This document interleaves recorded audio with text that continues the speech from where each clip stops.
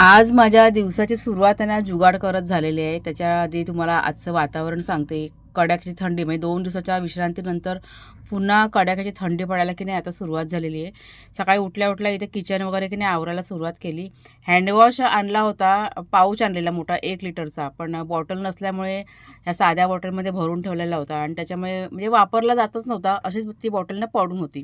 लोशनची bottle की नाही ही रिकामी झाली आणि त्याच्यामध्ये हा हँडवॉश आहे ना मी आता भरून ठेवलेला आहे. आता म्हटलं ही बॉटल की नाही रिकामी होणार म्हणजे वापरला जाणार आहे. म्हणजे अशा ज्या बोलतात ना टाकाऊपासून टिकाऊ अशा वस्तू ज्या असतात ना त्या मी कधी-कधी यूज करण्यासारख्या असतील म्हणजे वापरण्याजोग्या असतील तर वापरते मी आणि नको असेल तर सरळ मी फेकून देते. हँडवॉशची बॉटल छान प्रकारे वापरायला येत होती तशी मी ट्राय करून बघितली पण. वाघ्या शेरू यांची मस्ती इथे सुरू झालेली आहे. कुणालचं इथे किचनमध्ये चाललं होतं पाणी गरम करायचं.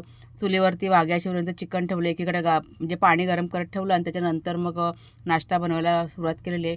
आज नाश्तासुद्धा आमचा जुगाडवाला आहे. म्हणजे रात्रीचा भात ना म्हणजे उरलेला होता भरपूर. तर म्हटलं फोडणीचा भात करूया पण भाज्या वगैरे घालून. कढईमध्ये तेल घातलेलं आहे. त्यात राई, जिरं, कढीपत्ता, कांदा, आलं, लसूण घातलं, टोमॅटो आणि भाज्या टाकलेल्या आहेत. मटार टाकले, शिमला मिरची घालून चांगलं असं परतून घेतलं. सर्व मसाले घातले आणि मग रात्रीचा जो भात होता ना तो घालून चांगलं असं परतून घेतला आणि इथे नाश्ता तयार करून झाल्यानंतर कुणालच्या बाबांनी दिलेलं आहे. त्यांना पण जायचं होतं बाहेर आणि नाश्ता करता-करता त्यांना की नाही आज लेटच झालं होतं. संध्याकाळच्या वेळेस थोडासा विरंगुळा म्हणून मग इथे मी आता बसते.